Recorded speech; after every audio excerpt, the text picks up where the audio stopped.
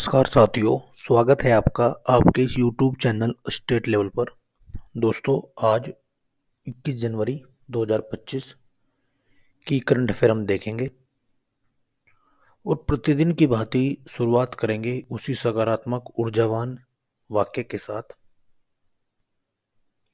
उसके बाद इसमें रिवीजन के दौर पर हमने जनवरी के कुछ क्वेश्चन ऐड किए हुए हैं। इसकी PDF आपको हमारे टेलीग्राम चैनल पर मिल जाएगी स्टेट लेवल के नाम से। तो दोस्तों, शुरुआत करते हैं आज की इस सकारात्मक विचार के साथ। तितली महीने नहीं क्षण गिनती है और उसके पास पर्याप्त समय होता है। महान रविंद्रनाथ टैगोर जी का वाक्य है, अर्थात इस बात से आशय है कि प्रत्येक क्षण आपके लिए कीमती है। एक एक सेकंड, एक एक मिनट आपके लिए कीमती है। इस समय को जाया न जाने दें, इस समय को बेकार मत करें। इसलिए हम कहते हैं कि समय नहीं है हमारे पास, हमें कम समय मिल पाया है, पढ़ाई में हमें कम समय लगाया है। तो इस बात से यही हमें सीखने को मिलता है कि प्रत्येक क्षण हमारे लिए कीमती है और हमें उसे महत्वपूर्ण बनाना होगा। तो इस वाक्य से हमें यही सीखने को मिलता है। तो इसी सकारात्मक वाक्य के साथ आज की शुरुआत करते हैं और देखते हैं करंट अफेयर। पहला प्रश्न दोस्तों, वर्ल्ड फॉरेस्ट्री डे यानी अंतर्राष्ट्रीय वन दिवस, इसके बारे में देखते हैं। विश्व वानिकी दिवस, जिसे अंतर्राष्ट्रीय वन दिवस के रूप में भी माना जाता है, हर साल 21 मार्च को वनों के महत्व और पृथ्वी पर जीवन को बनाए रखने की और उनकी भूमिका के बारे में जागरूकता फैलाने के लिए मनाया जाता है। वर्ष 2025 का विषय वन और खाद्य पदार्थ है। वन मानव अस्तित्व और पर्यावरण संतुलन के लिए महत्वपूर्ण है, क्योंकि वे ऑक्सीजन प्रदान करते हैं, कार्बन संग्रहित करते हैं और जैव विविधता का समर्थन करते हैं। इस लेख में हम विश्व वानिकी दिवस के महत्व, वनों के महत्व और उनके संरक्षण, वनीकरण और वन संसाधनों के सतत प्रबंधन को कवर करने जा रहे हैं। तो आपको पहले प्रश्न से यही सीखना है कि अंतर्राष्ट्रीय वन दिवस कब मनाते हैं। तो 21 मार्च को हम अंतर्राष्ट्रीय वन दिवस मनाते हैं। चलिए अगली घटना देखते हैं। भारत सरकार के गृह मंत्रालय के वित्त पोषण के तहत जम्मू और कश्मीर द्वारा आयोजित वतन को जानो कार्यक्रम का उद्देश्य, एक कार्यक्रम आयोजित किया गया जम्मू कश्मीर में जिसका नाम है वतन को जानो। तो वतन को जानो कार्यक्रम का उद्देश्य सरकारी गृहों में रहने वाले 18 वर्ष से कम उम्र के बच्चों को देश के अन्य भागों की सांस्कृतिक, ऐतिहासिक और तकनीकी प्रगति से परिचित कराकर राष्ट्रीय एकता को बढ़ावा देना है।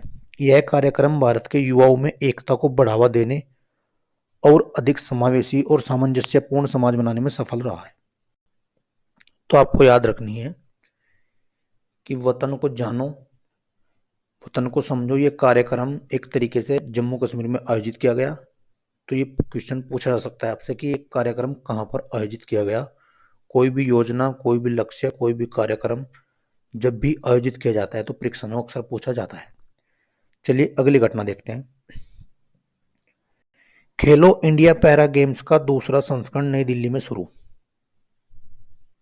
अब देखते हैं इसके बारे में डिटेल वाइज जान लेते हैं। ये 20 से 27 मार्च में दिल्ली में आयोजित किया जाएगा। तो देखते हैं, खेलो इंडिया पैरा गेम्स का दूसरा संस्करण नई दिल्ली में शुरू हो रहा है। 27 मार्च तक चलने वाला यह टूर्नामेंट नई दिल्ली के जवाहरलाल नेहरू स्टेडियम, इंदिरा गांधी स्टेडियम और doctor Karni Singh shooting range में आयोजित होगा। इसमें 1300 से अधिक खिलाड़ी 6 स्पर्धाओं में भाग लेंगे, जिसमें पैरा तीरंदाजी, para athletics, para badminton, para table tennis, para power lifting और पैरा शूटिंग शामिल हैं। युवा मामले और खेल मंत्री डॉक्टर मनसुख मंडाविया ने खेलो इंडिया पैरा गेम्स का गीत शुभंकर और लोगो जारी किया है। खेलो इंडिया पैरा गेम्स शुभंकर उज्ज्वला दिल्ली की गोरैया से प्रेरित है, जो शहर के गौरव और लड़ाई की भावना का प्रतीक है। इस अवसर पर श्री मंडाविया ने कहा कि खेलो इंडिया पहल ने खिलाड़ियों का एक उल्लेखनीय मंच प्रदान किया है। तो आपको इस प्रश्न से यही जानकारी मिलती है कि ये कब शुरू हुए। तो 20 से 27 मार्च में ये दिल्ली के आयोजित किए जाएंगे। ये प्रश्न आपसे एग्जाम में पूछा जा सकता है। चलिए अगला प्रश्न देखते हैं। थूथुकुड़ी तट पर खोजी गई नई ईल प्रजाति जिसका नाम तमिल भाषा में रखा गया है, ये देखते हैं क्या है। ये एक ऐसी प्रजाति है जो देखने में ऐसी है। मार्च 2025 में लखनऊ उत्तर प्रदेश यूपी स्थित भारतीय कृषि अनुसंधान राष्ट्रीय मछली आनुवांशिक संसाधन ब्यूरो ICAR NBFGR के शोधकर्ताओं ने तमिलनाडु के थूथुकुड़ी तट पर पाई जाने वाली कॉन्ग्रिड ईल की एक नई प्रजाति की खोज की है। यह एरियोसेमा जीनस से संबंधित है और दुनिया की सबसे पुरानी भाषा तमिल के नाम पर इसका नाम तिमिलकम रखा गया है। तो ये महत्वपूर्ण प्रश्न हमारे लिए हो जाता है, जिसका नाम तमिल के नाम पर रखा गया है, जिसका नाम है तमिलिकम। ये बात आपको याद रखनी है। चलिए अगला प्रश्न देखते हैं।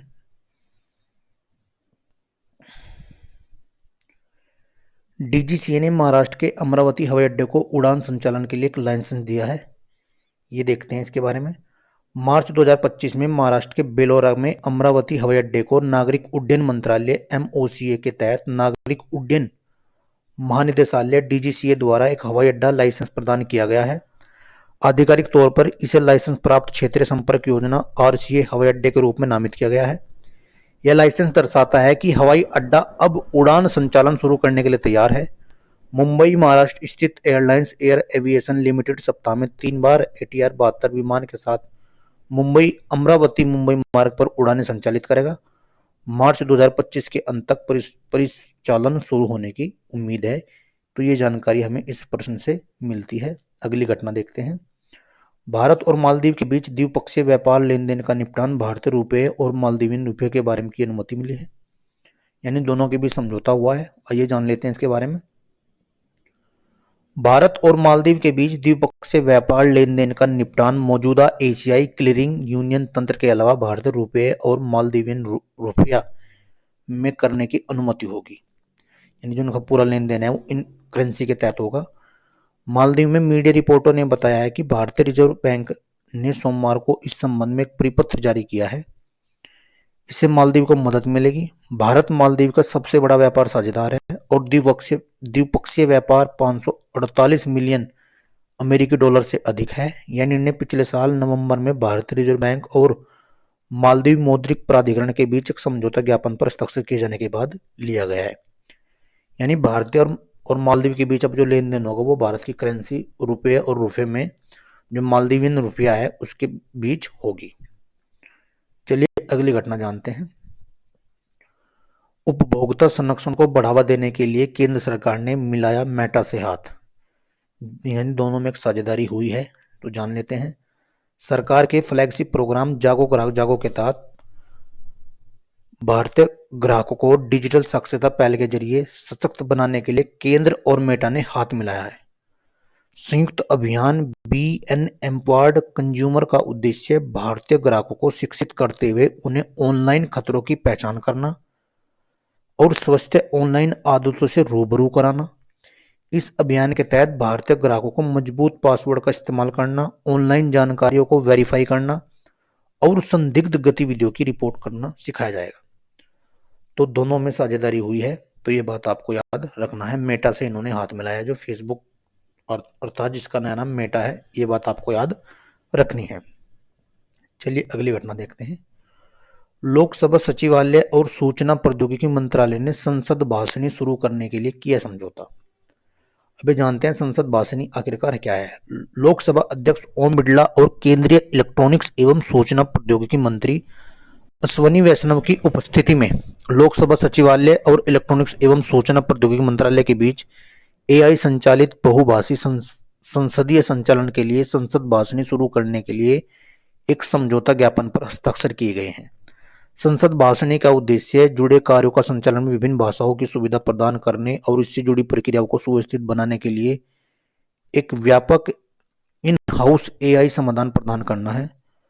लोकसभा सचिवालय और इलेक्ट्रॉनिक एवं सूचना प्रौद्योगिकी मंत्रालय ने संसदीय आंकड़ों के संग्रह की मदद से प्रोडक्ट्स और टूल विकसित करने के लिए समन्वय और सहयोग पर सहमति व्यक्त की है। संसद द्वारा उपलब्ध कराए गए संसदीय डेटा और संसाधनों का उपयोग AI प्रोडक्ट्स टूल को बेहतर बनाने के लिए किया जाएगा। दूसरी ओर भाषणी से अनुवाद की सुविधा और अन्य तकनीकी विशेषता उपलब्ध होगी। तो ये एक समझौता दोनों के बीच संसद भाषणी के नाम से किया गया है। अगली घटना देखते हैं। राष्ट्रपति द्रौपदी मुर्मू ने भारतीय पत्रकारिता में उत्कृष्ट योगदान के लिए रामनाथ गोयनका पत्रकारिता उत्कृष्ट पुरस्कार प्रदान किए हैं। यह पुरस्कार उन पत्रकारों को दिया जाता है जो सत्यनिष्ठा और निडर रिपोर्टिंग के मूल्य को बनाए रखते हैं। अपने भाषण में राष्ट्रपति द्रौपदी मुर्मू ने लोकतंत्र को बनाए रखने में पत्रकारिता पर महत्व पर प्रकाश डाला है और विशेष रूप से आपातकाल के दौरान प्रेस की स्वतंत्रता की रक्षा में रामनाथ गोयनका की विरासत को स्वीकार किया। उन्होंने एआई और गलत सूचना से उत्पन्न चुनौतियों का मुकाबला करने में जमीनी रिपोर्टिंग, शोध आधारित पत्रकारिता और मानवीय मूल्यों की भूमिका पर जोर दिया गया है। तो हाल ही में उन्होंने ये पुरस्कार आवंटित किए हैं। चलिए अगली घटना देखते हैं। भारत सरकार दो प्रमुख परियोजनाओं के साथ अपनी परमाणु ऊर्जा पहल को आगे बढ़ा रही है। महाराष्ट्र में जैतापुर परमाणु ऊर्जा संयंत्र और हरियाणा में गोरखपुर फतेहाबाद जिला परमाणु ऊर्जा परियोजनाएं, जो उत्तर भारत में पहली परमाणु सुविधा है। जैतापुर संयंत्र एक बार पूरा हो जाने पर 2047 तक भारत के 100 गीगावाट परमाणु ऊर्जा लक्ष्य का 10% योगदान देगा, जबकि गोरखपुर परियोजना नए क्षेत्रों में रणनीतिक विस्तार का प्रतीक है। पर्यावरणीय प्रभाव, सुरक्षा और परमाणु दायित्व से संबंधित चिंताओं को संबोधित करते हुए केंद्रीय मंत्री डॉक्टर जितेंद्र सिंह ने स्वच्छ और टिकाऊ ऊर्जा के लिए सरकार की प्रतिबद्धता की पुष्टि की है। साथ ही परमाणु ऊर्जा विस्तार में तेजी लाने के लिए एक निजी क्षेत्र की भागीदारी भी शुरुआत की हुई है। चलिए अगली घटना और देखते हैं। सेबी ने डिजी लॉकर के साथ किया समझौता। भारतीय प्रतिभूति एवं विनिमय बोर्ड सेबी ने निवेशकों की प्रतिभूति होल्डिंग्स तक पहुंच को सरल बनाने और भारतीय प्रतिभूति बाजार में लावारिस संपत्ति को कम करने के लिए डिजी लॉकर के साथ भागीदारी की है। यह पहल निवेशकों को डिजी लॉकर के माध्यम अपने demat holding, mutual fund statement और समेकित खाता विवरण CAS को संग्रहित करने और पुनः प्राप्त करने में सक्षम बनाती है, जिससे वित्तीय जानकारी तक निर्बाध पहुंच सुनिश्चित होगी। इसके अतिरिक्त सेबी ने एक नामांकन सुविधा शुरू की है, जो निवेशकों को KYC पंजीकरण एजेंसियों द्वारा सुगम संपत्ति संक्रमण के लिए कानूनी उत्तराधिकारी नियुक्त करने की अनुमति देती है। इस कदम का उद्देश्य लावारिस संपत्तियों को कम करते हुए निवेशक सुरक्षा और वित्तीय पारदर्शिता को बढ़ाना है। तो हाल ही में सेबी ने डिजी लॉकर के साथ, यानी उनके जो डॉक्यूमेंट हैं, उनका जितना भी डाटा है वो सुरक्षित रहे, उसके साथ भागीदारी की है।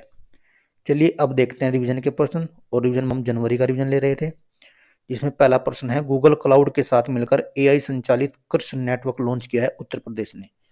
यानी गूगल क्लाउड के साथ मिलकर AI संचालित कृषि नेटवर्क जो लॉन्च किया है वो उत्तर प्रदेश ने किया है। ये कृषि है दोस्तों, ये आपको कृषि कर लेना है ये।